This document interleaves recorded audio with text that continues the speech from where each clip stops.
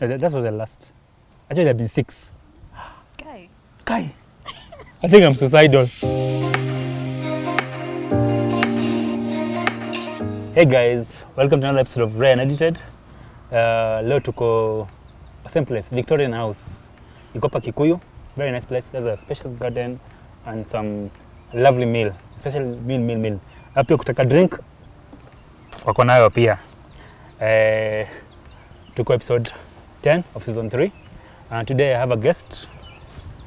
Underscore guest on Instagram. Yes. Enchuri. This is the girl that inspired me to start my YouTube channel. I featured her before when you're talking about the episode back in season 2. We're talking about adulting. Yeah, she was a guest featured there, and she did a very superb job. But she's still trying to figure out this adulting thing. I'm very sure. Yeah. I pay my bills on time. I know that she's paid bills on time. Good. You're doing good. Anyway, as usual, please subscribe to Enchuri's channel and to my channel. Share, like, and do the rest. I start off with the first question, which was on my YouTube channel, from a guy known as Tom K. I did not understand your question. What is badminton? Please fafanua zaidi kwa episode so that next time I can answer you fully. The second question was from a guy known as Peter. I call him Tulu Travels. He has a traveling agency. He asked, who is your Kenyan celebrity crush? Utajibu hiyo? Fikiria pia. Me I have. I had only one celebrity crush when I was a young boy, before I got married and all that kind of stuff. Her name was Avril. I used to crush on her very much. Kwanza akija kuimba nilikuwa naangalia wimbo zake tu kabisa, nilikuwa sikia tu poa tu. Afterwards she used to sing those decent songs, you know. Hey man, give your meat a good old rub. Yeah, boy, yeah, me. Yeah, boy. Anyway, I never had an opportunity to meet her, and I don't think I'll ever have one. If I have, nashukuru sana. Avril, you are my crush. Now you know. Dhani niko na crush. I don't know enough Kenyan celebrities to choose one.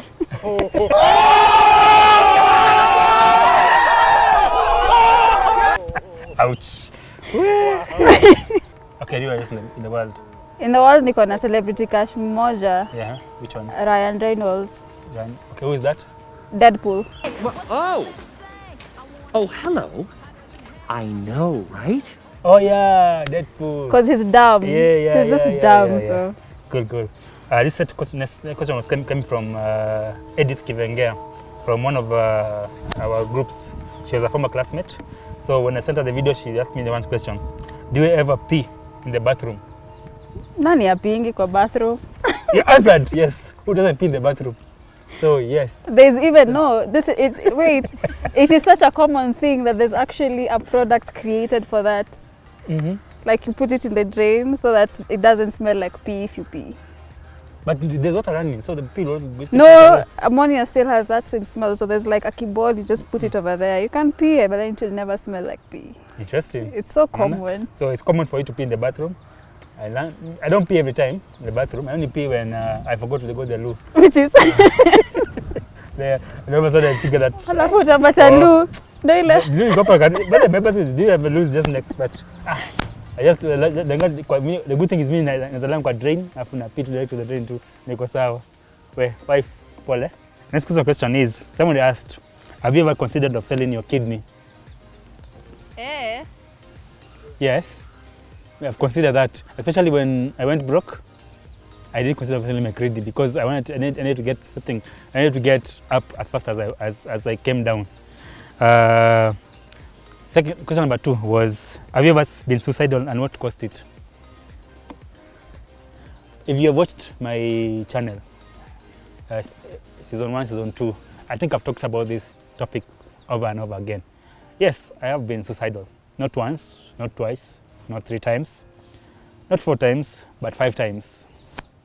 These are not thoughts, these are suicide attempts that I did. Yes.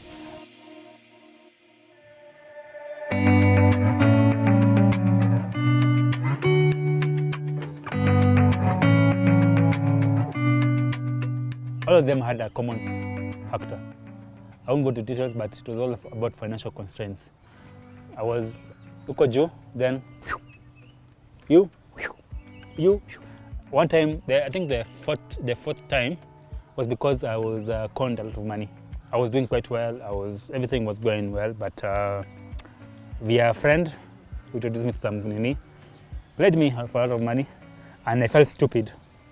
And part of that money wasn't I'd borrow some money so I can make extra more money. Now the part of me losing my father's, especially it was my father's money, the part of me losing my father's money is what really drove me a little bit crazy. So I actually switched off my phone, took out the SIM card, threw it away, left my phone at my friend's place, hidden on a pillow. I went to town, took a bus, went all the way to Kisumu, and I was planning to go and swim across Lake Victoria to end myself. But apparently I was a good swimmer. Wait. It never happened. I know it's not funny, but... What? I know it's so funny, but ngoja. Ulikuwa na time ya kutoka Nairobi. I actually took a modern coast bus in Kisumu. Do you know you could... Okay. No. No, you see, I wanted to go as far as possible, whereby at least even trusting me to be impossible. Yes. But why? Okay, at that time, you know... And then now your friend would go to the police station because your phone is in his house, and then now they will be incriminated for something they didn't do. Okay, see, at that time, the thing is, at that time, you don't have this, you don't have those thoughts at that time. You're not thinking straight. All you're thinking is that, how am I going to come back? How am I going to repay this? How am I going to do this? Then pressure is coming from everywhere. Your friends who you borrow money from want their money back. Your paros want their money back.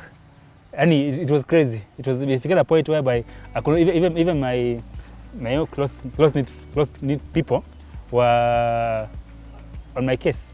So I was all alone. Here I was put in a corner, and the only thing I knew, I look right, I look left. There is no way I can come out of this place. I was missing for like 4 days. I was missing before I resurfaced. I made a call and nikatumia pesa nikarudi. Na sikuwa na simu kitu yote. Got back to Mombasa, and that's a long story. Then immediately after that, something else happened that even made me crash even more. And I think I remember this one. I did a Facebook live video when I was in the ocean swimming to my death. Apparently my friends saw the video and they came to the rescue. So napenda kuswim. And they bought for me a lot of alcohol. No, this one was the time I would go to the deep end, but kuna sharks huko. Niende tu, but I said kanyaga, I said pumzika, so that I get lazy and I drown. But now it happens that they got me, and they bought for me alcohol. Alcohol saves lives. Cheers to alcohol. And they didn't talk about the video, or they didn't even undermine me about what I did. But they just sat down, friends. We talked and we laughed, and I didn't even get high because I was trying to recover. The previous night I drank a lot because that morning I was very high. I'd done a few bottles of JD, my favorite drink. Mm-hmm. So I was going out in style. That was the last. Actually, I've been 6. Kai. I think I'm suicidal. What I can say is, out of all those, one thing I've learned with all my experience is that life always has a way of working out things. Things always work out the last minute when you don't even expect them. Nowadays I don't do much Bible reading. There's an assurance that God will it says that do not worry about tomorrow, for I will take care of your needs. The birds eat and they don't work and they eat and whatever, and they have a place to stay. And me, I am more favored by God, so why should I worry? So I've lived that principle. And one of my principles is make life look simple. So I live by that. I just try to make life look as simple as it is. But to anybody who I hurt during my suicide attempts, or to my wife who has been there all along, I remember one time she cut the rope when I was hanging. Pole. Serious? Yeah. I've learned one thing. Everything works out. Everything works out. I don't have the much money I used to have. I mean, my account will read so many zeros that myself, I'll be walking on the air. Like in squeezy, they may work ground too. Like you crawl. But I'm still surviving. I mean, we've never slept hungry. I've never slept hungry. I've never. things always work out for the good. So I've learned that one. Things always work out for the good. I've lost much, and yet I've gained so much also. I've gained great friends, great neighbors. I think my family are coming out together to be together as one nowadays. We're getting there. We're getting there. Small steps. Yeah. My dad is old and he's cool nowadays. I mean, things work out for the good. So no need to worry. Yeah? And if you feel depressed or anything, my dad is always open. Have you been suicidal by the way? Yeah. Okay, answering this question is weird because my mother watches your channel. It's okay. It's okay. But yeah, I have once, twice, thrice. Attempted twice, but it's around like 1 week periods of each other, so it's like the same time. Nizile growing up in an African house where you're expected to succeed in everything, and then the one time that you fail, it hits you. And then mom and dad, none of them want to believe your side of the story. They still think it's your fault, even though it's not. So it got to a point I was like, you know what, I'm done. I am just done. Nikaenda Nchekwat hospital. Nikapewa antibiotics. And then I went and bought alcohol, because taking 2 drugs together, the reaction, even in suicide, I'm still a nerd. So it took that one, but then nothing happened. I just left for long, and then I woke up. Then the second time, tried to do the same thing, but then now my friend came. I don't know if you remember, there are days I would just call you in the morning and tell you nakuja Mombasa. It's because I was sad. I was just sad and I didn't want to be around my mom or my dad or anybody who will just tell me all this. I don't want to hear. At least me, I don't lecture them. I don't lecture them. I tell them, live your life. Me. What's up? Like, so nitajitoa shule na ile pesa nilipewa for the week. Tena nilipia Modern Coast oxygen because life is too short not to enjoy. And show up. Yes. Just show up in Coast and stay in Coast for like 2 weeks and then go back to school. After 12. See wewe umenifunza brother. Hata mimi nimekuwa na mashida nyingi hii dunia. Sisemangi. Si sorry bas. Kusema hivyo nilifunza na mumo. Unakizama niambie bas. Sawa, stilia. Yes. So alafu siku hizi inakuanga panda ndege enda ama lipia basi uende Kigali ama uende Dar es Salaam, wewe enda tu. Alafu utarudi uko sawa kwa nilikuwa nimeenda jia. Question number 3, the next other part is, what would you tell somebody who is considering suicide? You won't die. Don't worry, life is short. Live your life fullest, enjoy yourself. Everything works out. Whatever you're going through that you think is so difficult to come out of, trust me, it goes. 10 years from now, you will not even remember what made you. You look at sometimes I look back at what made me to be suicidal, and I feel like a fool. That's why people don't talk about it. That's why people don't talk about it, because I feel like a fool. Because I'm like, so what? This girl did not love me, and I gave her my whole, and she did not love me. So why am I killing myself out of this? So what? I lost this money. What am I doing? So I'm working for that money again. So I'll get it again. I always come back, even better. I think every time I lost, I gained actually an extra gist on top, and I became much wiser actually. So sit back. Don't blame yourself. Don't beat yourself too hard. Life is, by itself, is just messed up, and that's the way life is, up and down. And you always go down, but you always come up, victorious. Unajua novel curve when you went kuna kuanga na slope nini, so at any point tuseme kwa graph ama kwa maisha yako inaka skewed, inakanika you're going towards like negatives more than una progress, lakini hiyo ni part 2 ya graph. Hata ukizoom in kwa normal graph itaka tu skewed all the time unless you zoom out. So hiyo ndio only thing mali huko ni tuka point tu kwa tu nye, alafu plus maisha ni fupi. I think that's your graph ni scientific, Ni scientific explanation hii story. Alafu hata nikwambie kinyi nilikuwa nifanya nilikuwa depressed, nikenye imenifunza hii story yote. Alafu plus niliziambia bebe it's never too serious. Like nothing is too serious. Like, oh, ilifail, whoops. Oh, una do, kesho uza, tapata 20 bob. Ni vitu zenye ziko happen. Either way, saa kenye una decide kuifanya nayo, I guess. One day I tried like so many ways to kill myself. The hanging, when my wife cut the rope. Then I ran away from home. I went to the beach to swim. Not that one, not the one I was by the boys, but this one I went to Mtova Beach Apple. Then something told me to come back, take a rest, so I can take a deep breath, so I can go further. But when it came back, this guy came from out of nowhere. I think he was an angel. and he started talking to me. I did not even know him. He started talking to me, and he made my problem seem very small. Me, I just lost money, and yeah, the love. Him, I lost his family. He had AIDS. He was living in a kuti, in a mud-thatched house. And he told me what was the problem. I thought mine are not kidogo. And he took me home, back home.